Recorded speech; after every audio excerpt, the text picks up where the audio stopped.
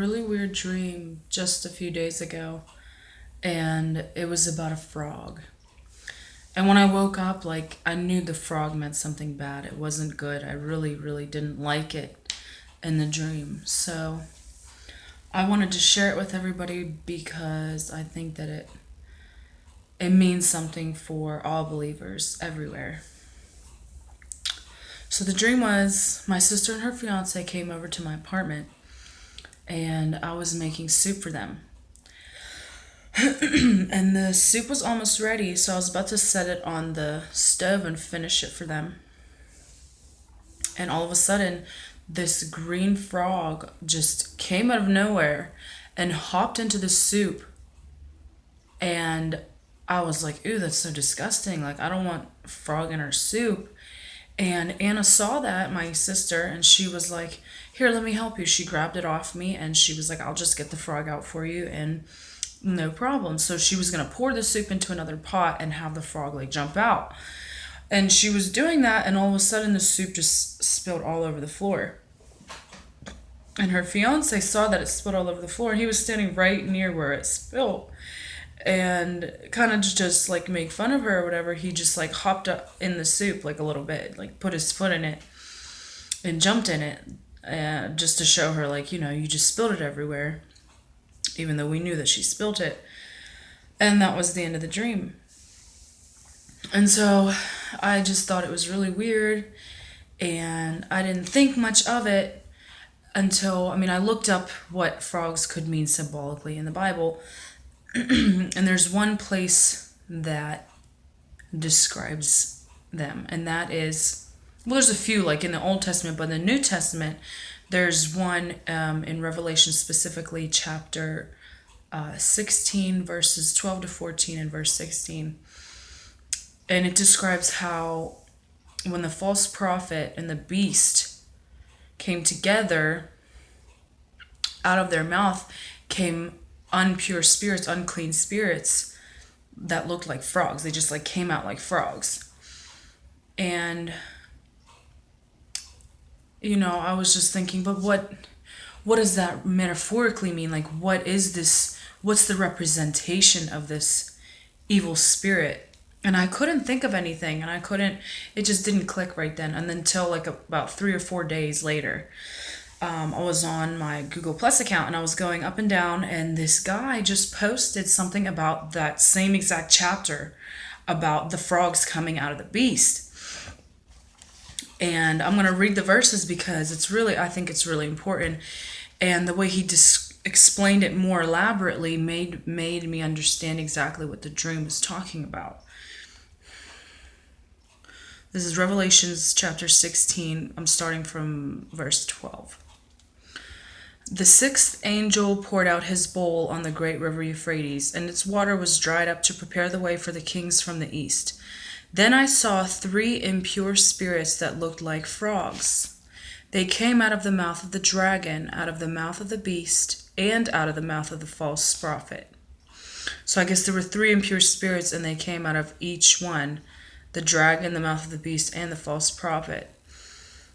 Verse 14 says, they are demonic spirits that perform signs, and they go out to the kings of the whole world to gather them for the battle on the great day of God Almighty. And this guy on Google Plus, he just said that these unclean spirits are grouping the unbelievers.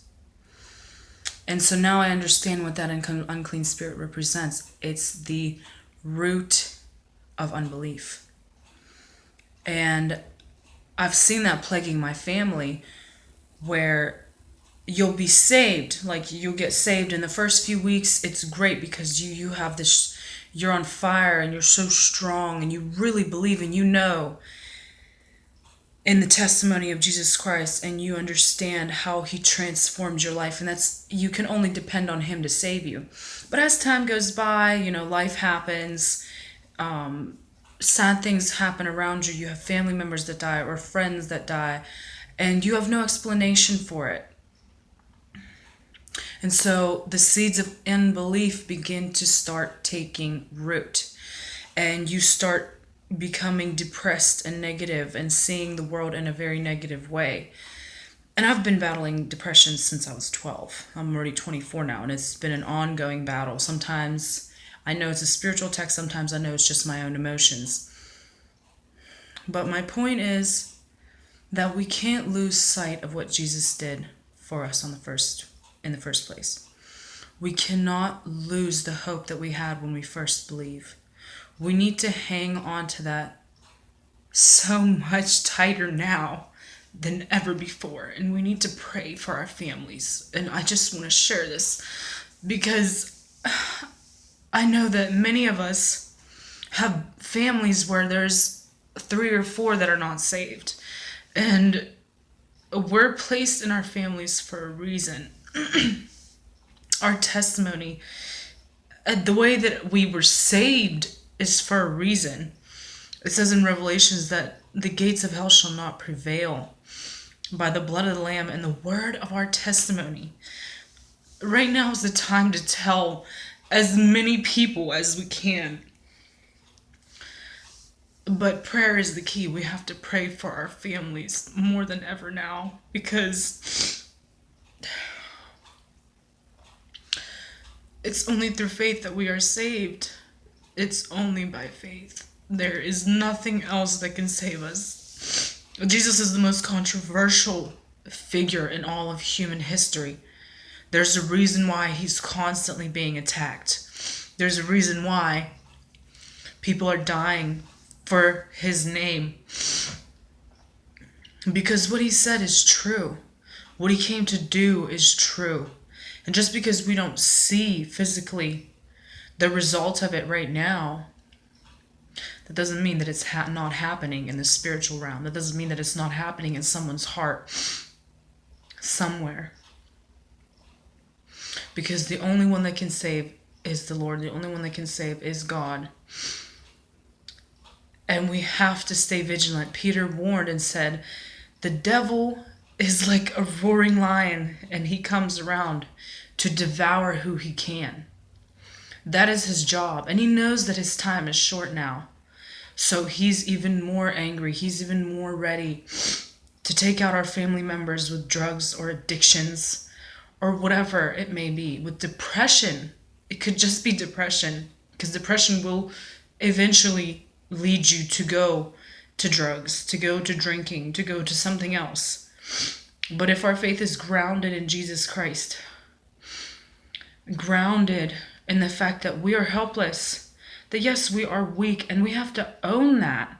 We have to own that and give Jesus the glory and say, Jesus, you're my strength when I'm weak. You're the one that lifts me up when I'm down.